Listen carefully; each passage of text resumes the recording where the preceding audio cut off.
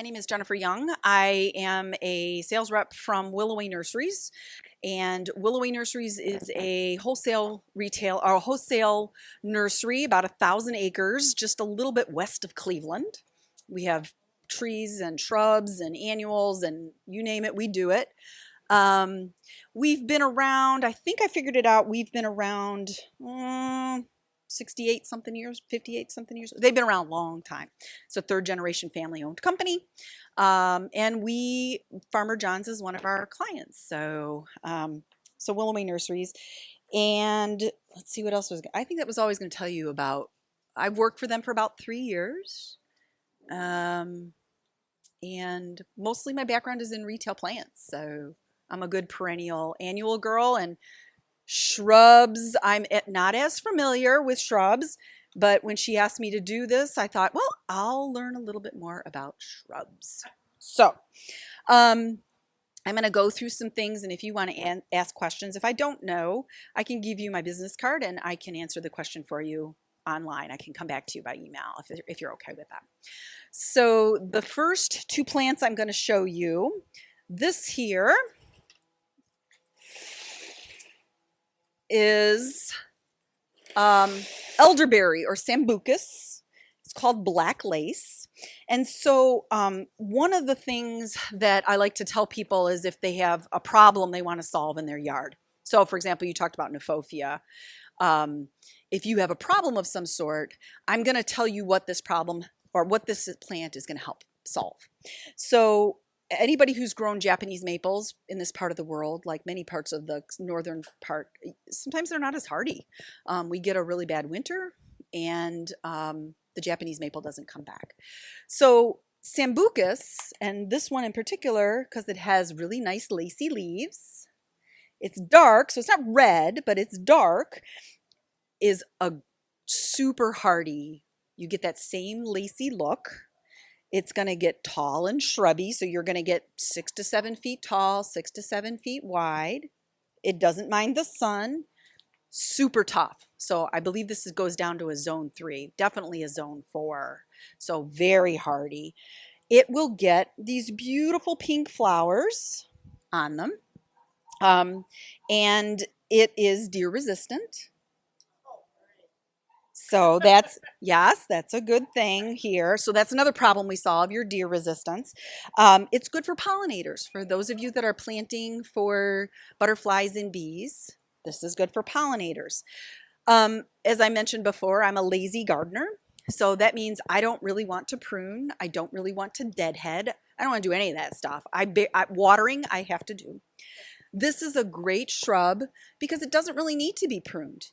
If you want to prune it, you can to keep it to a size, but if you don't want to and you just want to let it go, it will be super happy. It will be just fine. So this is just starting to wake up, and so you're not getting a full sea of what it is, but black lace, just starting.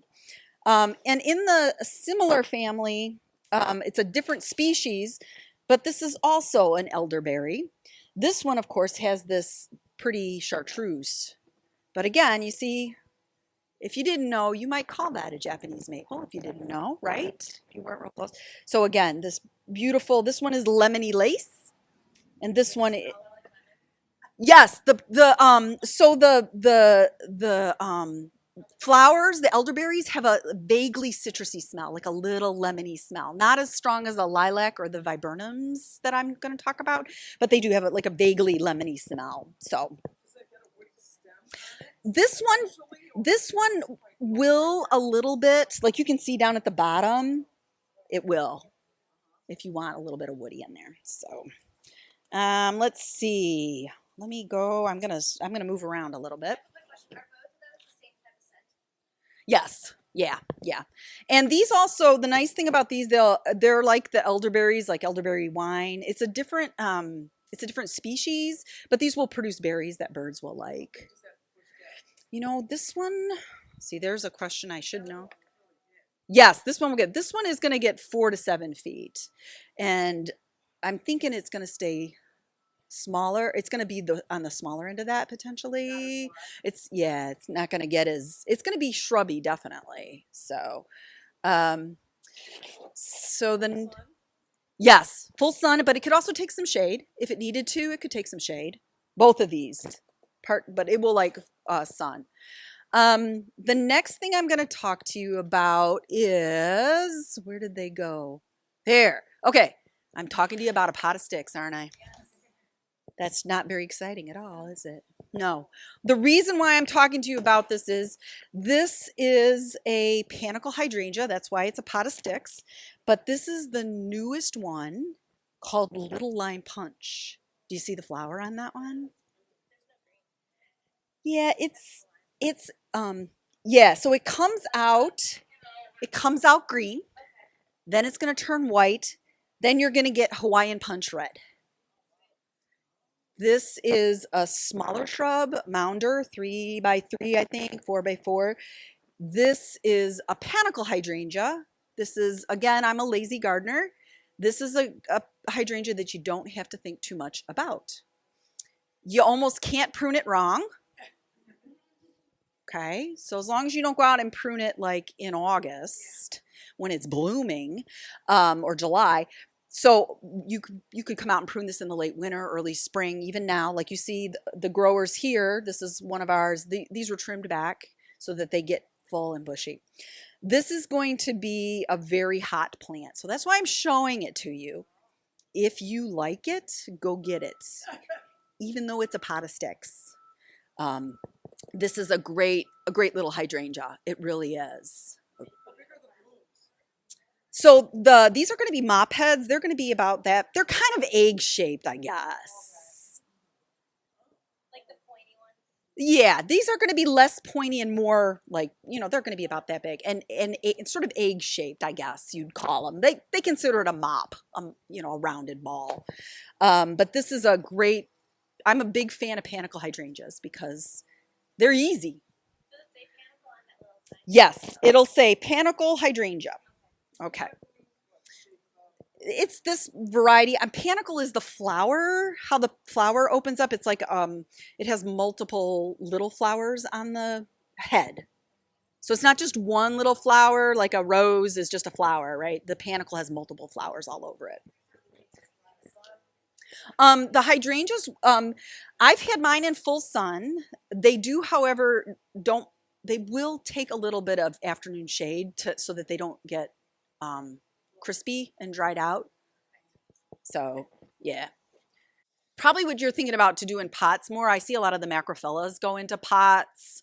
So this is another type of hydrangea, and I'm going to show this to you. This is a big leaf hydrangea. We could talk about hydrangeas quite a bit, but this is a new one as well. It's a smaller version. It's Let's Dance, a Reba, and this particular one is a rebloomer, and it's supposed to be a very, very consistent rebloomer as well.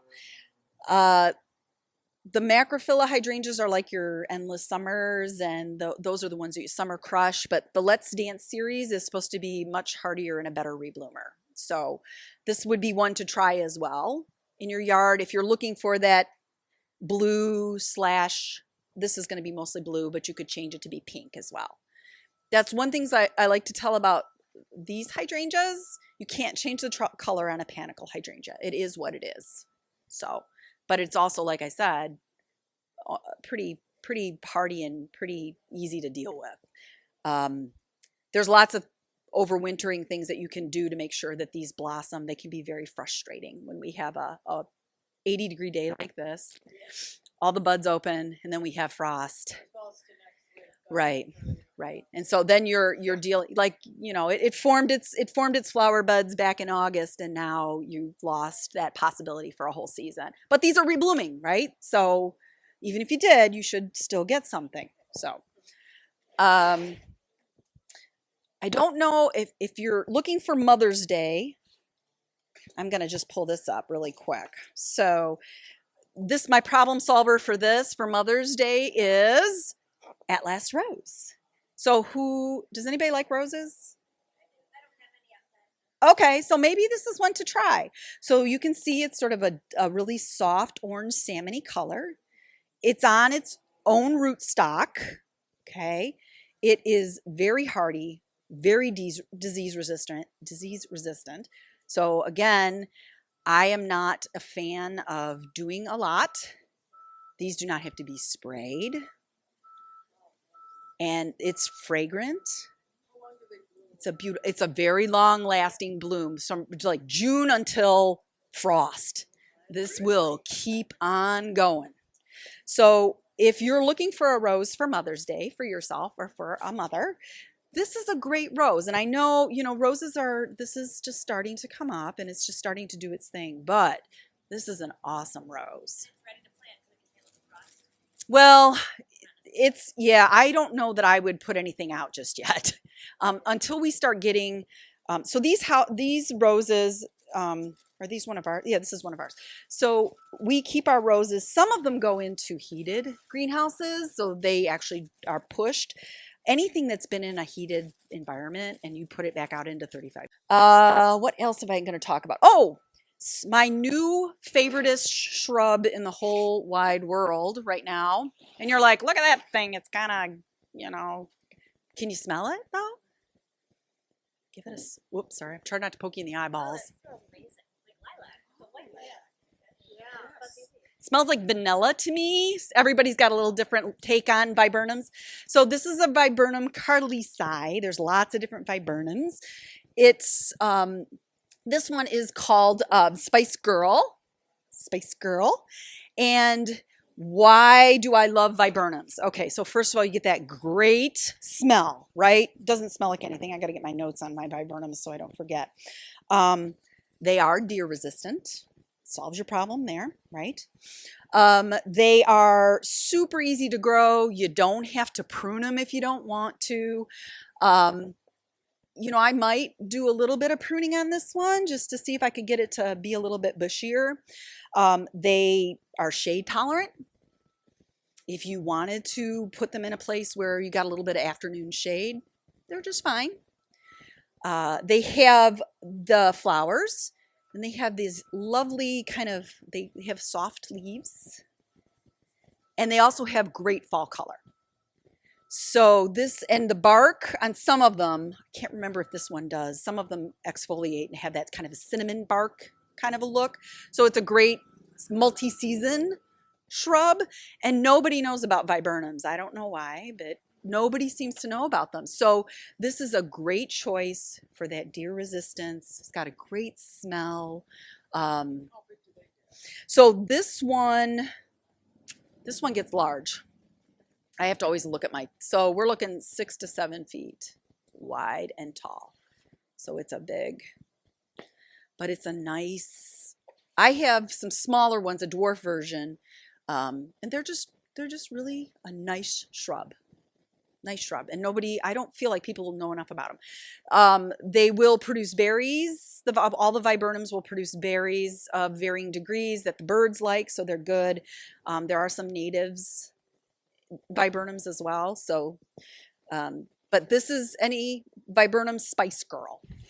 And then the other one I wanted to show you is Cardinal Candy. And again, this one's a little bit later to bloom, but it has these beautiful berries. So it's also a viburnum. It's a little different type. So this is a dentatum version of it.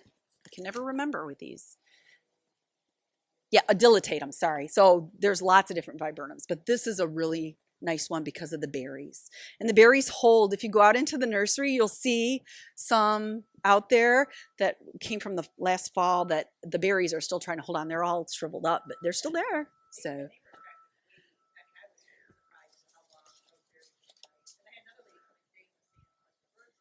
yes. So this, again, any of these things that I'm kind of showing you are really good for birds and pollinators. They really are. So if that's a thing for you, if you really like to do that and to have that, it's a great thing. Yes, it will get the same kind of a flower like this, and it will be fragrant as well. Not as fragrant as the Carlisi will be. The Carlisi, you'll really smell the Spice Girl, their spice. she's really, really, this will be a little bit more subtle. So, um, so those are those. Let me show you some things that are blooming now, of course. This is a proven winter lilac called Centerra Double Blue. And if you look closely at it, you'll see it's got a little double flower. Instead of just a flat flower, it's got a double flower. So this, I wanted to show you the lilac because it's blooming, and they've got lots of really nice lilacs out there if you have somebody who's looking for a lilac. This is the standard one that people think about. The nice thing about some of the new variety lilacs is you think of lilacs as getting like, 20 feet wide and 15, 30 feet tall. I mean, they're huge, right? These are all going to be smaller, 6 to 8 feet tall and wide. Still big, right? But not like crazy big. So I wanted to, it's gonna, it just, as it gets bigger and bigger, I guess it will look more tree-like, but it's a shrub. It's considered a shrub. It's multi-stemmed. But this bottom part, like I had one in a yard that was like, it had probably been there 40 years. It looked like a tree because the bottom had that, but it's a shrub. I don't know if you can smell it, but it smells really good. Oh, the final one I wanted to, because I'm a sucker for flowers as well. This is a rhododendron. I keep wanting to call it top hat, but it's not. It's black hat. So this is a rhododendron that in cooler weather, you can kind of see the leaves. They're black, almost black, glossy. So this is a very long blooming rhododendron. And rhododendrons are pretty good because, again, if you're lazy, you don't have to prune them. I wouldn't recommend pruning anything but dead stuff out of it. But this is a really nice long blooming rhodie that Proven Winners has done. And I had some more things about it that I really liked. It's smaller too. Like a lot of rhododendrons get really big. This is a 3x3. Yeah. So it's a good shade tolerant plant too. So it's good to plant close to your house. So that's another good thing. They do like acidic soils, just like all rhodies and azaleas like acidic soils. So that's something when you plant them to get the things that you need to help your soil be that way. So attracts pollinators. At this time of the year, that's really important. Our bees are just starting to wake up. So that's another option for you. So when I was looking at researching some of this, they basically said it was the longest lasting one. I don't know if that means it's going to last for like a month, because a lot of rhodies are only up like 10 days and they're done. So I'm not really sure what they mean by long lasting, but I'm suspecting a month. Yes, than the typical rhodie. That's what it's been bred to do.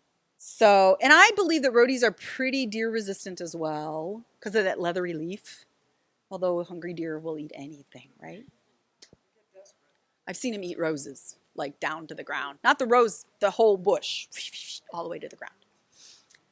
So that's what I've got with Proven Winners.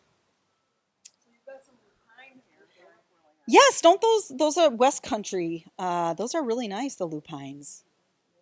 Lupines, there's a jet maple there, little jet maple. What's that in the back there? Is that a Japanese maple? Yes, that is. We were just talking about this. So this is not,